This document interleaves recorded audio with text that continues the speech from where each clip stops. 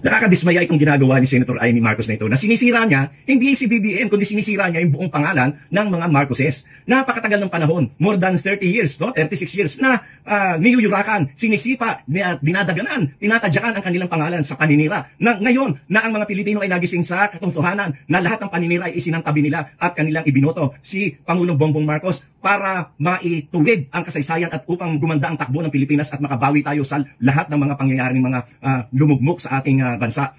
Mga bobo, mga bobo, mga bobo. Pakinggan natin si Gadol.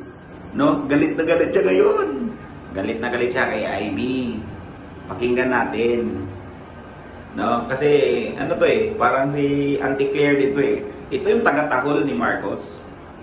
Ngayon ay sinisira niya. Sinasabi pa niya na nag-drug user daw si BBM at yung, kaya pinakasalan ni Liz ay upang maging matuwid ang kanyang buhay. Napakalaking kalokohan yan. Huwag nating maliitin ang pagmamahal ni First Lady Liz Araneta Marcos kay Pangulong Bongbong Marcos sapagkat noong panahon na yon ay dapang-dapa sila. Talagang kanyang minahal ang ating Pangulo. Noong panahon na hirap sila. Noong panahon na niyuyurakan at tinatadyakan ang kanilang pangalan. At noong panahon na yon ay wala sa posisyon si Pangulong Bongbong Marcos. Noong pinakasalan siya, nilalait pa niya. Panlalait pa yung ginagawa ni Senator Amy Marcos. Nasaan naman ang kanyang utak? Saan na napunta ang utak mo, Amy? Kaibigan kita pero hindi ganyan dapat ang ginagawa mo. Sinisira mo yung pangalan ng buong pamilya nyo.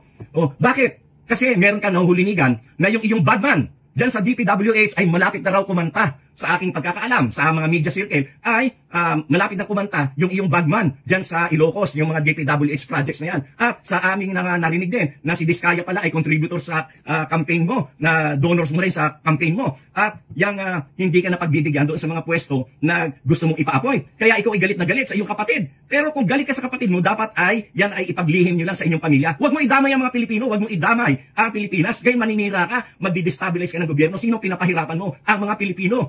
Yan ba ang dapat mong gawin? Dapat mo ba sirain ang ating bansa? Mag-isip-isip ka, Amy. Nasaan ang utak mo? At sinisiraan mo pa si BBM para ikaw ay makapagtakbo sa ticket ni Sara as Vice President. Yan pala ang plano mo, ha? Na magtumakbo kang Vice President kay Sara? Nasaan na? Nasaan ang lohika mo? Nasaan ang iyong isip na punta? Ha? Kinakampihan mo ang mga mamamatay tao, ang mga magnanakaw, ang mga korap. Hindi lang korap na sobrang corruption ang ginawa niya din lang sa flood control project. Kung hindi pa dahil kay BBM, hindi mabubunyag yan. Tapos ngayon, ikaw pa ang kumakampi sa mga magnanakaw. Ano ka ba? Pambihira ang utak mo, Amy. Hindi ko malaman kung saan mo nakuha yung utak mo. Si Sara, walang kapanapanalo yan sa pagka-presidente. Kayo lang ang nagsasalita ng ganyan sapagkat inukondisyon yung isip ng mga Pilipino dahil takot na takot ang mga Duterte at ang kanilang mga tauhan na sangkot sa mga corruption. Takot na takot kayo na kayo ay makukulong na. Kaya yan ang inyong pinagsisintir. Kaya kayo ay kinakalaban at binabagsak nyo ang gobyerno ni BBM. Hindi kayo mananalo sapagkat nasa likuran ni BBM ang milyon-milyon ng mga Pilipino na naniniwala na ang buhay natin ngayon ay mas maganda at mas may tinatahak na direksyon kaysa naman nung nakaraang panahon na wala talaga, na wala, sabog-sabog lahat. Kaya ay mag-isip-isip ka, hindi ka namin papayagan dyan sa ginagawa mo yan sapagkat kami mismo, kami mga Marcos loyalist, kami mga taong mga Pilipino na naniniwala sa kagandahan ng ating demokrasya ang magiging kalaban mo. Hindi ka naman nanalo kahit kailan. Gusto niyong pag-resign si BBM? Ilang piraso lang naman kayo na nagsasabi niyan. Takot na takot kasi kayo na malapit na kayong makorner, malapit na kayong makasuhan, malapit na kayong makulong. Kayo na mga kalaban ng politika sa administrasyong BBM.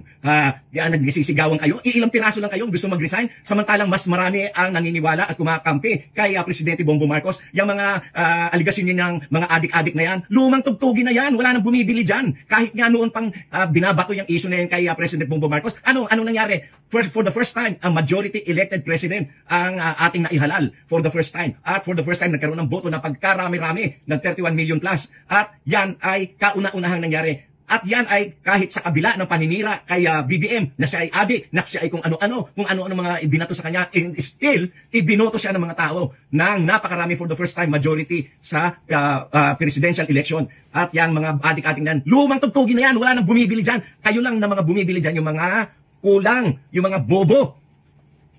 Gado naman. Disbarred ka na nga, bulag-bulakan ka pa. No, parang i-discredit mo pa ngayon si Amy. Si Amy nga nakakaalam lahat. Kasi magkapatid sila. Ikaw, loyalista ka lang.